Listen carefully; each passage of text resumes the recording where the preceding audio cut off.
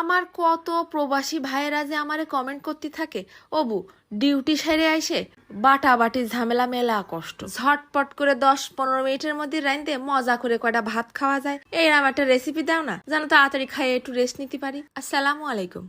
আহারে আমার ভাইরে, তোমরা নিজের পরিবারের জন্য দেশের জন্য এত কষ্ট করতেছো, রান্না করতে পারে যদি তোমাদের একটু উপকারেই না আসলাম তাহলে আর ভিডিও বানায় লাভ কি কবদিনই। দুটো ডিম ভাঙে তার মধ্যে একটু ক্রাশ করা শুকনো ঝাল আর একটু উস্কানি নুন দিয়ে গুলে নিছি, তারপর অল্প একটু সয়াবিন তেলের মধ্যে ভাইজে নেব যতক্ষণ না পর্যন্ত এরকম গেজা গেজা না হয়ে যায়। ভাজতে ভাজতে ডিমের মধ্যে গেজা গেজা ভাব হয়ে গেলেই মনে করবা যে সুন্দর মতন ডিম ভাজা শেষ। এবার সাইড করে তুলে রেখে তার মধ্যে আরও একটুখানি সয়াবিন তেল দিয়ে দিলাম। এবার দুটো শুকনো ঝাল ফোড়ন দিয়ে দিছি, 2-3টে রসুনের কোয়া একেবারে কুচি করে। রসুনটা 2-1 মিনিট ভাজা হয়ে আসলি তার মধ্যে দুটো পেঁয়াজ কুচি করে ছেড়ে দেবো। তারপর রসুন আর পেঁয়াজটা অল্প আছে ভাজা হতে থাকুক, এই ফাঁকে একটু মশলা রেডি করে নেই। তারপর দিয়ে দিলাম আরও খানিকটা নুন আর একটুখানি হলদির গুঁড়ো, 1/2 চা চামচের মতন শুকনো ঝালের গুঁড়ো। ঝালটা তোমরা যেরাম খাও সেরাম দিবা, কাঁচা ঝালও দিতে পারো। দিয়ে দিলাম 1/2 চা চামচেরও কম একটুখানি জিরের গুঁড়ো আর একটুখানি গরম মশলার গুঁড়ো। এইবার দিয়ে দিলাম 1 টেবিল চামচের মতন গুঁড়ো দুধ। প্যাকেটটা ঝাড়তে যায় ঘপ করে আর একটুখানি পড়ে গেল, তাতে সমস্যা নেই।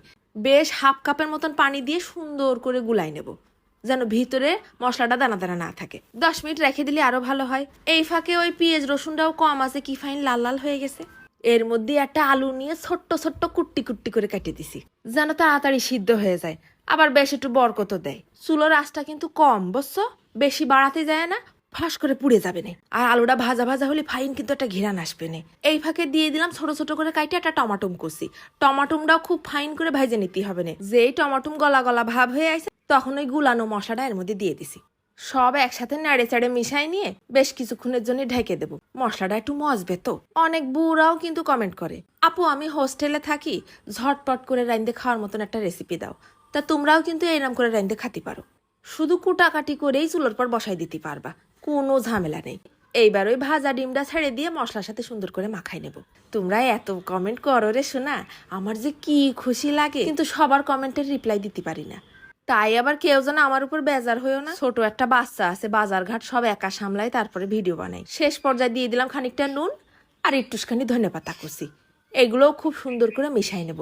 এত ফাইন একটা ঘিরান আসতিছে, আর খাতে কিন্তু জম্মের মজা হয়েছে, একেবারে মুখে লাগে থাকার মতন। মাছ গোশ সব পাশে পড়ে থাকলেও আগে মনে হবে যে ঠিক এই ভাজা ডিমের ভুনা দিয়ে কটা ভাত খেয়ে উঠি। শুধু কিন্তু সাদা ভাত না, রুটি পরোটা পোলাও ভাত দিয়েও কিন্তু জম্মের মজা লাগবে। ভাজা ডিমের একটা ফ্লেভার আসতেছে, সাথে গরম মশলা দেওয়ার কারণে একটা গোশ গোশ ফিল পাচ্ছি। গুঁড়ো দুধ দেওয়ার কারণে মশলার স্বাদটা একেবারে হাই লেভেলে যায় ঠেকিছে। আর সাথে ঝাল ঝাল টমেটোমের টক ভাব তো আছেই। এক এক গাল মাখাই নিয়ে গালের মধ্যে মাইরে দিলেই হয়। চা পাতি গিলি গালের মধ্যে মজার ঠেলায় পানি ছেড়ে দিচ্ছে। সকালবেলা ঘুমেতে উঠেই আজকে দেখি যে অন্ধকার অন্ধকার বৃষ্টি বৃষ্টি ভাব। সকাল সকাল ভাজা ডিমের এই ভুনাটা দিয়ে কয়টা ভাত খায় আবার যায় খেতা মুড়ি দিয়ে 2 খতম ঘুম দিয়ে আসিকে।